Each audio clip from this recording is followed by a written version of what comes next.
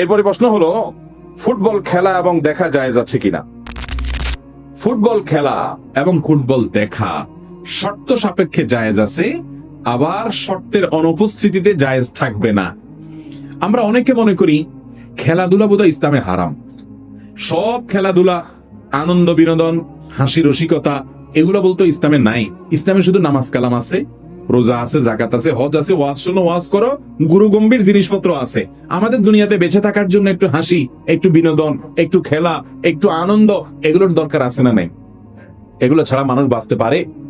মানুষ তো সামাজিক প্রাণী।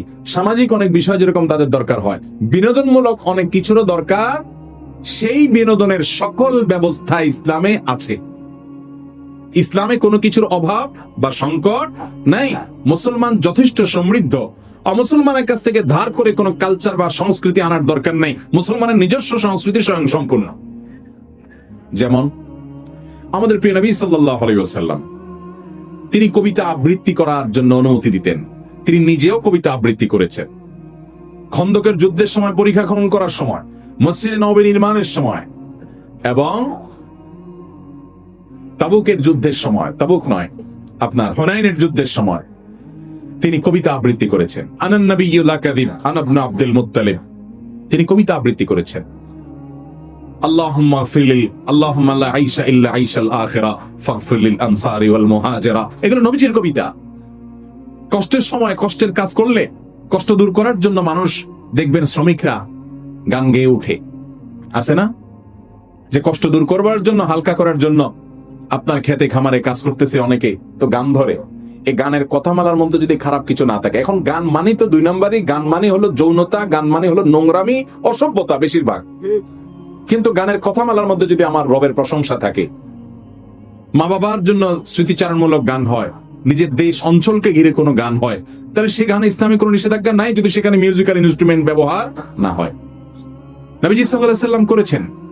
সাহাবীদের মধ্যে হাসান ইবনে সাবিত রাদিয়াল্লাহু তাআলা আনহু করেছেন, তিনি অনুমোদন করেছেন। একবার নবী করিম সাল্লাল্লাহু আলাইহি ওয়াসাল্লামের বাসায় আম্মা জান আয়েশা রাদিয়াল্লাহু তাআলা আনহা বলছেন যে তিনি শুয়ে আছেন, দুইটা বাচ্চা মেয়ে গান করছে, গান ধরছে।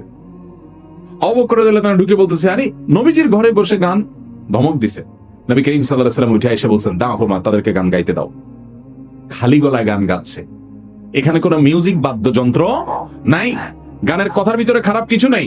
গজল মানে খোলা গলা, খালি গলার সঙ্গীত যেটাকে বলেন, যেখানে খারাপ কিছু নেই, সেটা তারা গাচ্ছে, কোনো অসুবিধা নেই। এখন গান তো মানেই হলো প্রেম প্রীতি। এখন গান মানেই কি? আরে প্রেম প্রীতি নামে অবৈধ যত সম্পর্ক আছে, এগুলোর যত গান আছে, এগুলাও দেখেন, এগুলো মানুষকে আরো অশান্তিতে নিয়ে যায়, এগুলো শান্তি দিতে পারে না। এই জন্য প্রেম প্রীতির যত গান আছে দেখবেন, জ্বলে গেল রে, পুড়ে গেল রে, শেষ হয়ে গেলাম রে, মরে গেলাম রে, ওই কপাল পড়া আসলে শেষ হয়ে যায়, ধ্বংস হয়ে যায়, ওর দুনিয়া বরবাদ, আখিরাত তো বরবাদ। কিন্তু আপনি যদি আল্লাহর প্রশংসায় গান গান, দেখবেন দিলটা ভালো লাগতেছে। আপনি যদি নবীর প্রশংসা, নবীর হাম পড়েন, দেখবেন দিলটা ভালো লাগতেছে, আপনার মনটা ভালো লাগতেছে। এগুলো নিষেধ না, এই বিনোদন ইসলামে আছে। সেখানে মিউজিক থাকতে পারবে না। কথার মধ্যে গানের খারাপ কিছু থাকতে, ছেলেরা ছেলেদের মধ্যে গাইবে, মেয়েরা মেয়েদের মধ্যে গাইবে, বাচ্চারা যে কোনো জায়গায় গাইবে, বিয়ের অনুষ্ঠানে বিশেষ করে বাচ্চারা গাইবে, সেখানে মিউজিকের ব্যবহার থাকবে না। এখন তো আমরা মিউজিক দিয়ে ডেক সেট বাজাই, যেটা হারাম। ভাইরামা, খেলাধুলা হিসাবে ইসলামে নবী করিম সাল্লাল্লাহু আলাইহি ওয়াসাল্লাম একবার এক বাজারে গেলেন, যায় দেখলেন দুই দল তারা শুটিং প্রতিযোগিতা করতেছে, তীর মারার কম্পিটিশন করতেছে দুই দল। নবী করিম সাল্লাল্লাহু আলাইহি ওয়াসাল্লাম যে বললেন, আমি অমুক দলের পক্ষে আছি, দাও তোমরা খেলা চালাও। তখন যে দলের পক্ষে উনি আছেন, ওই দল তো খুশি, কিন্তু বাকি বিপরীত দল যারা, তারা খেলা বন্ধ করে দিস। নবী করিম সাল্লাল্লাহু আলাইহি ওয়াসাল্লাম বললেন, কি ব্যাপার, তোমরা খেলা বন্ধ করে দিলে কেন? বলে, ইয়া রাসূলুল্লাহ, আপনি ওই দলে আছেন, আপনি ওদের পক্ষে যখন আছেন, তখন ওই দিকে কিভাবে তীর মারি আমরা? তখন নবী করিম সাল্লাল্লাহু আলাইহি ওয়াসাল্লাম বলেন, ঠিক আছে, আমি দোনো দলের সাথে আছি, তোমরা খেলো। তারপরও তোমরা খেলো এই তীর মারার প্রতিযোগিতা। রাসূল আকরাম সাল্লাল্লাহু আলাইহি ওয়াসাল্লাম এলাও করেছেন। মসজিদে নববীর আঙ্গিনা ইথিওপিয়ান সাহাবীরা, নিগ্রো সাহাবীরা খেলাধুলা করছে। আম্মা জান আয়েশা বলেন, আমাকে একটু নিয়ে যান, আমি দেখবো।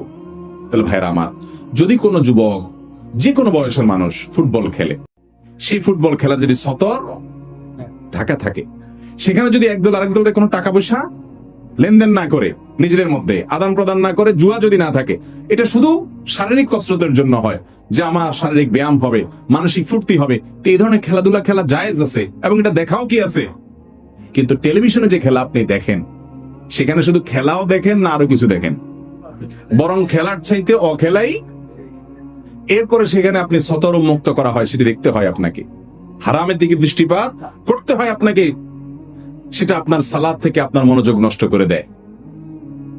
রাত বিরাত নাই, রাত 1টা বাজে 12টা বাজে, দেশের লক্ষ লক্ষ হাজার হাজার যুবক জেগে থাকে, তার পছন্দ দল খেলবে রাত 1টা বাজে 2টা বাজে 3টা বাজে, অথচ এই যুবকই জীবনে কোনোদিন তাহাজ্জুদের জন্য একটি বারের জন্য ভোর রাতে অপেক্ষা করে নাই। কি জবাব হবে আল্লাহর কাছে? এত আবেগ তোমার বুকে, এত ভালোবাসা, ওই ইহুদি খ্রিস্টানের জন্য, তার খেলা দেখার জন্য এত ভালোবাসা দিলা, রাতভর জায়গায় বসে রইলা, আল্লাহর হুকুম মানার জন্য কয় রাত জাগছো জীবনে? কোন মুখ আছে ভাইরা আমার?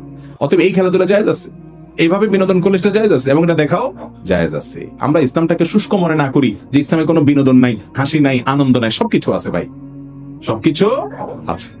নবী করিম সাল্লাল্লাহু আলাইহি ওয়াসাল্লাম কৌতুক করতেন, রসিকতা করতেন, কিন্তু রসিকতা করে মিথ্যা কথা বলতেন না। এখন তো যুবকরা কয়েকজন একসাথে হইলে রসিকতা মানেই হলো সব 2 নম্বর কথা, খারাপ কথা, নোংরা কথা, বাজে কথা, বন্ধু বান্ধব মানেই হলো এটা। অথচ নবী করিম সাল্লাল্লাহু আলাইহি ওয়াসাল্লাম একবার রসিকতা করে, মজা করে একজন সাহাবীকে বললেন, ও 2 কানওয়ালা এদিকে আসো। ডাক দিয়েছেন কি বলে? 2 কানওয়ালা। তো 2 কান নাই, এটা বলে তিনি মজা করলেন, সবাই একটু আনন্দ পেলেন। তাহলে কথা দিয়ে কৌতুক করা যদি অসত্য না হয়, মিথ্যা না হয়, নবীজি মিথ্যা বলেন নাই, যা বলছেন সত্য, তার কান তো 2টাই আছে, কিন্তু মজা করলেন মাঝখান থেকে। ভাইরা আমার, অতএব এরকম আনন্দ বিনোদন করা কি আছে?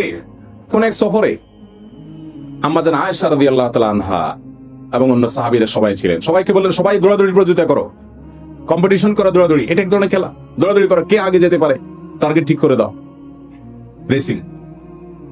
এবং আয়েশা রাদিয়াল্লাহু তাআলাকে বললেন, আসো তুমি আমার সাথে কম্পিটিশন করো। তো একবার নবী করিম সাল্লাল্লাহু আলাইহি ওয়াসাল্লাম আগায় গেছেন, আবার স্ত্রীরে জিতে দিয়েছেন, জিতে দিয়ে বলছেন আগেরটার বিনিময়ে এটা কাটাকাটি। তাহলে বোঝা গেল এই খেলাধুলাগুলো ইসলামে আছে না নাই? যুবকরা কোথায় যাচ্ছি, কোথায় যাচ্ছি আমরা? অমুসলিমদের কাছ থেকে ধার করার দরকার নেই, আমার ইসলামের সবকিছুই আছে, শুধু অনুসরণ করা দরকার। আল্লাহ আমাদের বোঝার তৌফিক দান করেন।